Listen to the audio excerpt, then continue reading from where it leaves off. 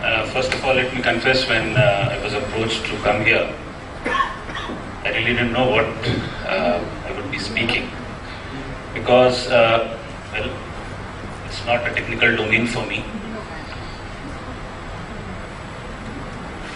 My expertise lies, of course, by education I might have done electronics long back, but that was 25 years back, so I'm quite old.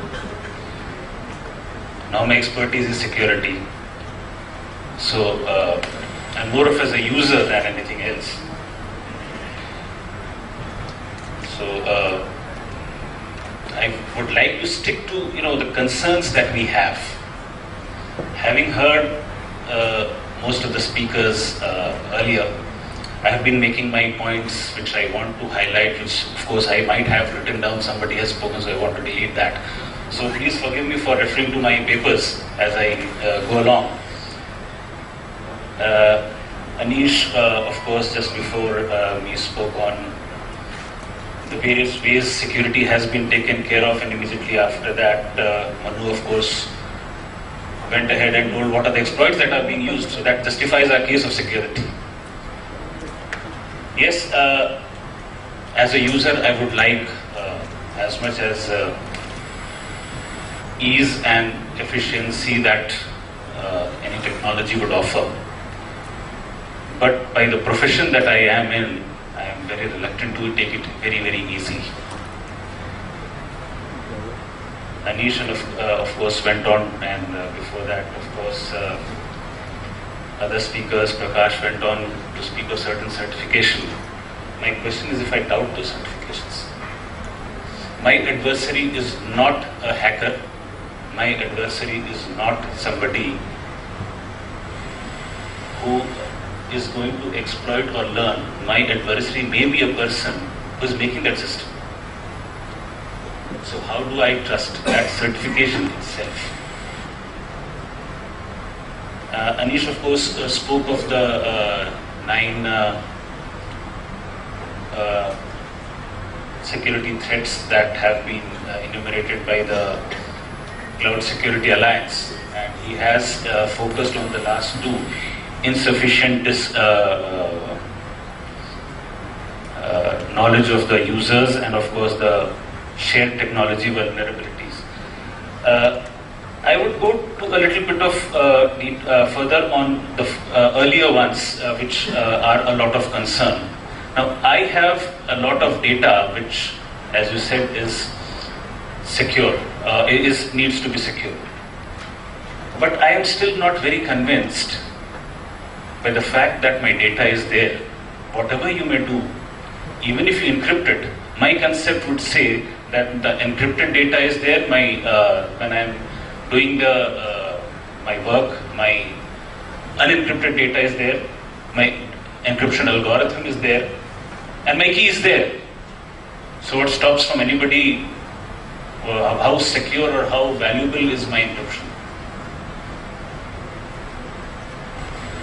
Who would, in fact, evaluate that encryption? As you would know, those who work in the government, there are certain other evaluations that need to be done. Are those people who would develop those encryption ready for such evaluations? I am not simply concerned that my data is secure in a data center. I am very concerned as to who is securing them, who are the employees who have that access to that data. Not only my employees who have gone afterwards, but employees of the service provider. What accesses do they have? And it is these concerns that, as Anish said, prevents a lot of us from actually using the potential of the cloud in a much efficient manner. Having said the concerns, I would like to, of course, come back to where Anish said about the ignorance. The ignorance of the user in the government setup is phenomenal, as you all know. I'll tell you of a very simple case that happened when I was in Calcutta Police. It was in the year 2002 that we had an attack in front of an American Center case, and we lost 5 of our constables in an attack. All the communications between the persons who were doing that kidnapping or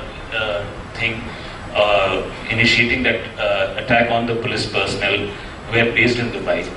All calls were routed through US. All emails were routed through the various servers. We of course went into detail, got all the details. But the first task was in fact educating my men, of course, of what are the things that happen, how it happen. And after not only educating my men to investigate the case, come out with all the evidences that have the importance of then educating the public prosecutor into presenting that case. And after that, the public prosecutor had been educated, it was educating the judge, because he was not convinced, he did not know what a user ID or a password was. So the first thing for the usage in government sector, as Anish said, is the lack of knowledge of or the consciousness of the user who is going to use these systems. If I'm confident of his, as I'm distrusting the user or the service provider, I'm distrusting myself, because do I, in my own way, not make the whole system vulnerable and expose it to all the leakages which may happen. So for me it is very important not only to trust them, trust the person who has made the system or who has presented me the system, trust myself. Because if I am not very, very confident of using it, and I might leak my secrets, I'm something which I'm not very confident. Therefore, what I would like to present here is, you are a lot of technology-oriented people who are associated in this field.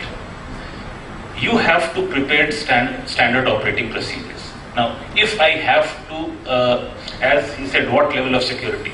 If I have to have a bullet, security against a normal bullet would be a small armor, but against a tank that will not work. So security would of course depend on the level of opposition that I foresee. Now, having said that, in the various government departments all across the agencies, there will be different levels of secrecy that they require.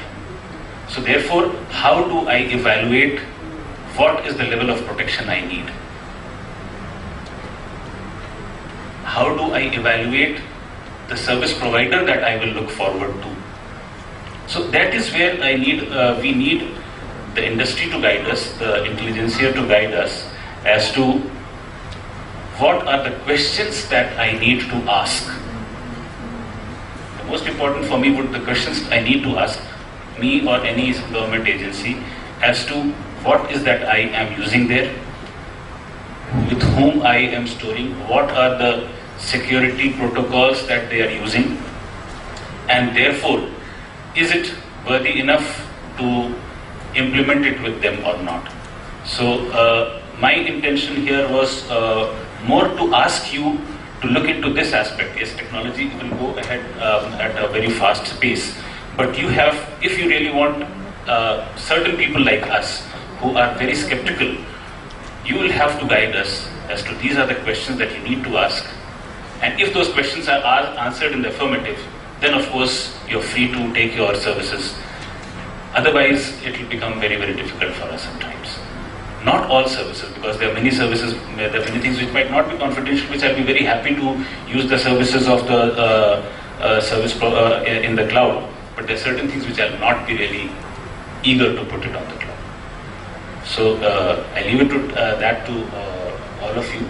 Think over it, because the problem is we don't have these standards which will help us ask what are the requirements, what are the questions that we need to ask, what are the operating procedures before choosing a provider, before choosing what to put, what applications to put, what data to put and what not to put.